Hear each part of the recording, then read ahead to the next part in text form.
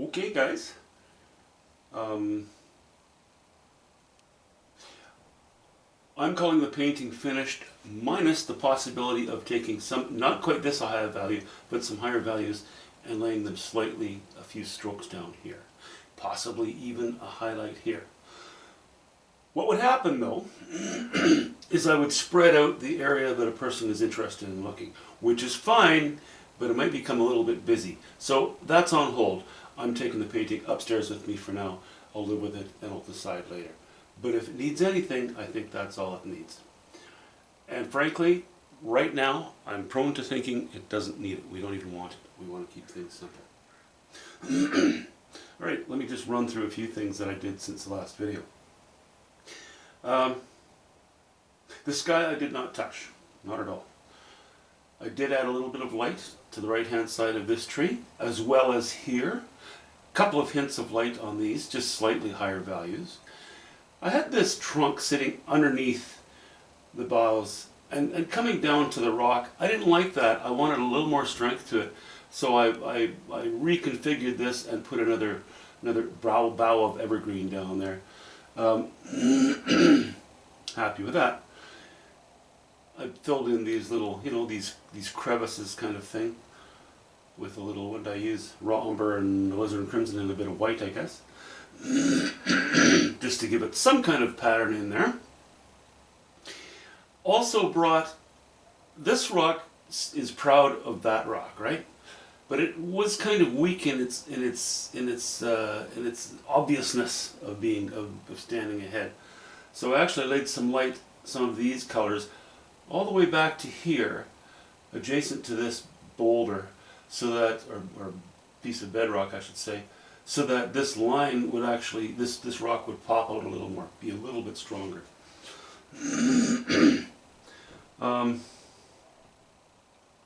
What else? I strengthened, this one shot of reflection of light. I brought it to the left a little more strongly and added a little dollop there. This stone, it looked like a bit of a mesa. It had it was sort of up and then even straight across and then down again. I decided to cut the corner off and just bring the water down a little bit. The foreground in general, I was happy with it yesterday, but and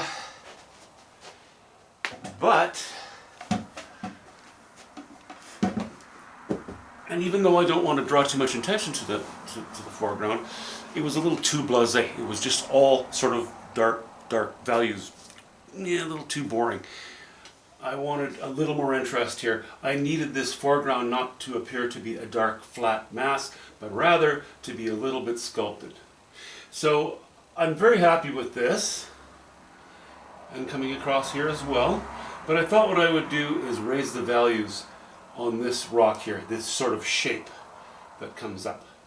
I like that, because now these appear to be obviously closer to us than this more distant sort of line of rocks that are showing up. Also added some more value in the lower right hand corner here, because now we have the appearance of, this is not on the same plane as that is. This is sort of, it dips down and then we jump up onto this ledge of rock and there's more sand or earth or what have you in this area.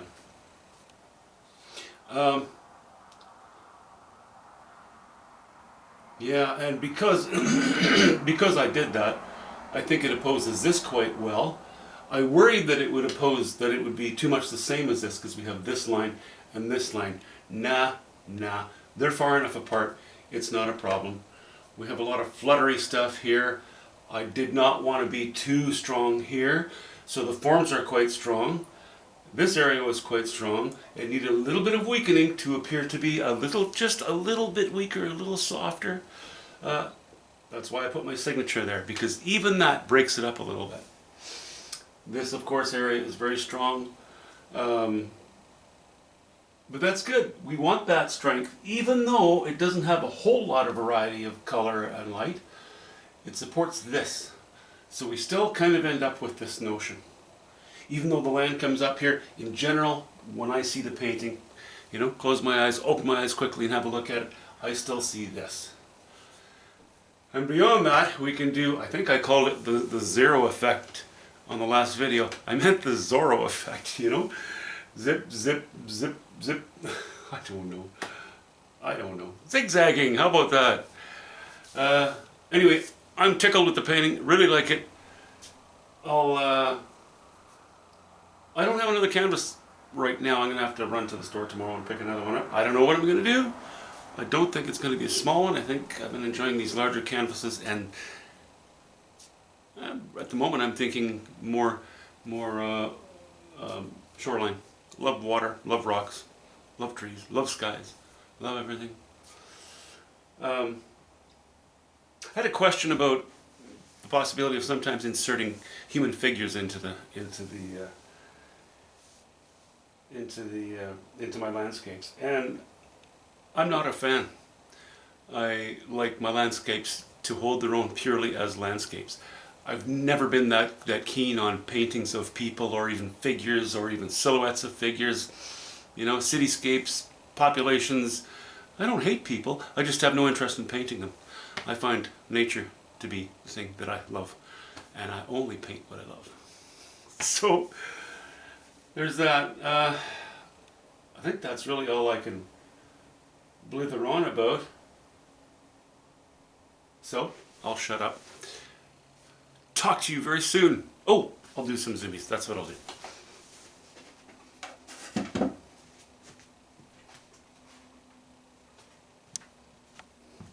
So often, I forget the zoomies.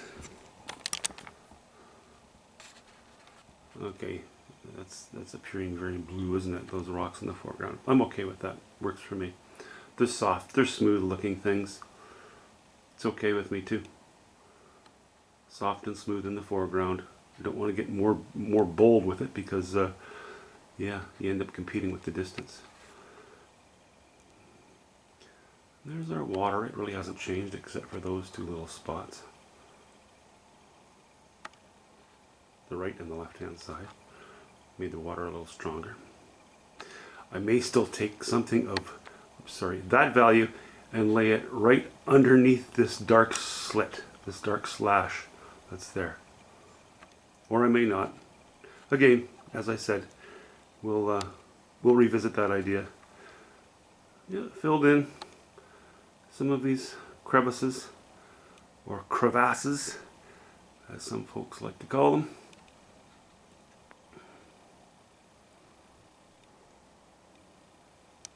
Did a lot of very small adjustments, all of which I was aware of before, but I knew I had a lot of housekeeping to do at the end of this painting.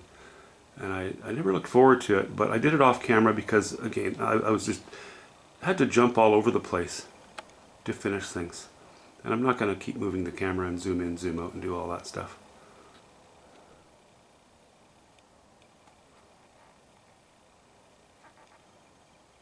But I like our trees. I like our shapes in there. Sort of angular, sort of a little bit mysterious. Hopefully natural enough though. You know, even this rock on the far right hand side, it needed a little bit of grooming. So I did it. I could jump in there too, see all that canvas showing, but frankly, nah, I'm going to leave it. If I keep dipping into all these various spots, eventually we'll end up with a painting that's been worked to death. That's a weak painting. What is the last thing an impressionist wants? It's a weak painting.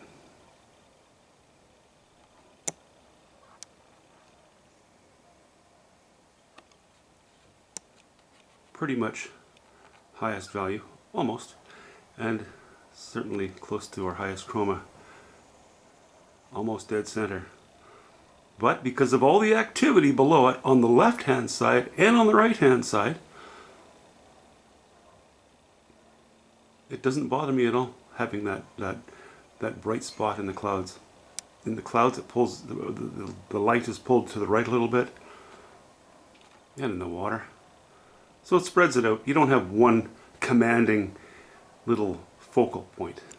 Doesn't bother me at all. Anyway, happy with that.